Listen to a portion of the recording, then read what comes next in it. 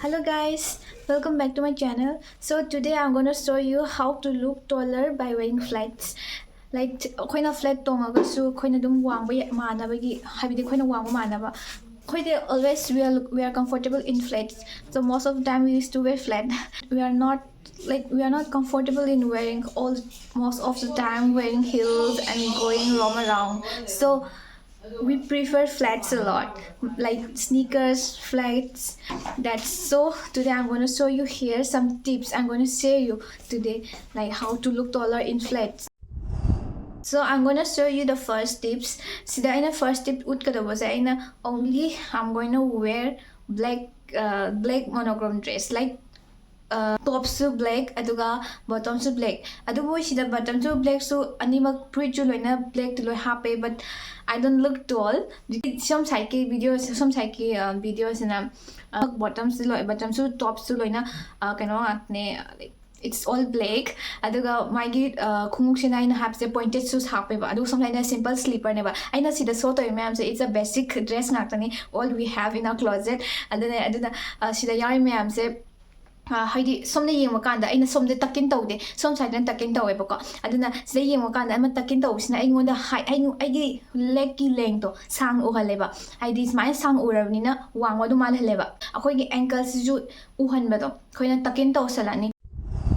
ga ani suba tips tana wearing tight dress adugo tight tops kumako som side na ulisina aina sida happy se oversized shirt happy pa adu sometimes oversized t-shirt guma hapa ko su dum mi dum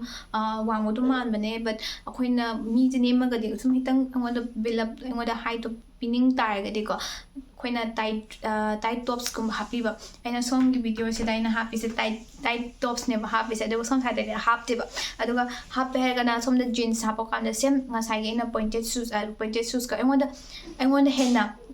haidi aigi leg ki leng do adu de henna ubi ba damaina henna uhalabani na aigi height to dum het gi ngma dum build up tawreba adu da ina sida ulli siju aina aigi khong aigi leg aigi ankle su ju uhali ko adu som side uhande dum yengba dum yengba da amasina dum wangbo dum maleba.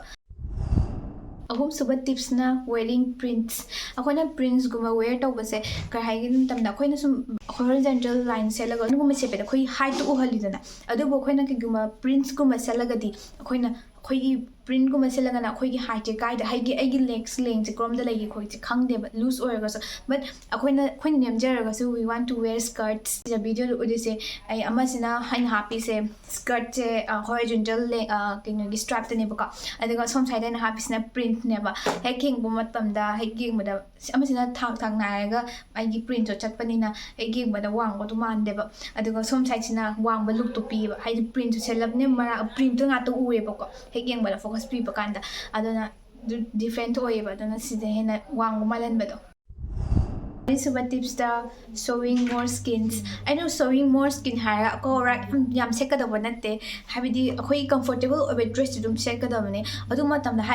habidi akoina akoi gi skin haidi khudang da ama selaga su khoi khudang je uhanba slip am tawaga su slip takhat pi bako aduga haidi khoi gi khong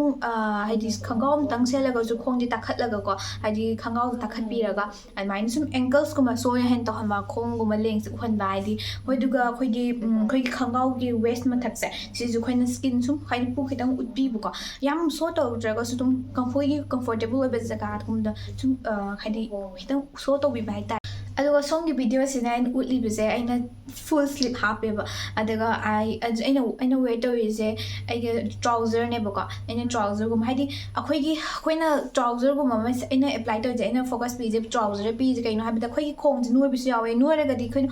mi nem tham bisu ma leba aduna khoi gi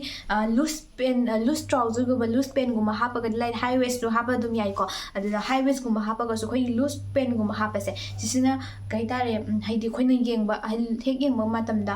mi se dum haidi maigi khongi thai se krom da lai khol khangani dum straight dum maigi kana du focus pi da khangkau du da straight dum uram ne ma lu wa mo dum male aduna sida video sida som thai video sina aina happy se kaino ne ba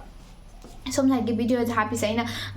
fruit aina sida happy je fruit tops ama litle tops matata aina litli je ai ha armless litle ko armless litle ade aina sida khochu ulle boka aina ulaga ai gi puk chu happy tang ulle yam utrago like little high waist yu heleba aduga ai khangau trouser de mathakta dum hitang wang halaga ko aduga ankles yam uhaleba aduga khung se aina happy je sneakers ne ko sneakers ai gi khangau duga ai gi sneaker duga color do mana hanba flat oraga so but it looks tall se ani je video ani se yeng mina matamda adum hek am yeng bada ama sin hena wang mal haleba maidi haidi aina sida uli se so aina huji uchai giba haigi outfit khara do like it basic ngak tane khoi yum da lo hin mi khudi man dum leina ba basic ngak tane ba sida dum apply to raga khoina sum nom phado mo chap ma tamda wang ma ninga ga su dum khoi si dum try to yai se outfit che aduga atopa ma'am try to honinga ga su dum ma'am comment dum habiro aduga aina uchai gi ma'am se dum mi dum kang ba su man na bane is not only for to look taller but it will look slimmer also aduna sidum ma'am si dum focus bi se dum hai nom phadok sum akhoina posture da am fazana uhaningo numit kan sum yawidna ko adu matam na dum si dum happy am on a special occasion go mam da ko aduna ma'am si dum try to bio aduga nuti hai ni try to draga di ma'am na sum hai di selaga try to yeng draga di hai di compare to draga di num khangoi ba wang khat pa mali ran draga ma de ra aduna that's for today so if you love my video please don't forget to like subscribe and share my channel thank you for watching till the end bye guys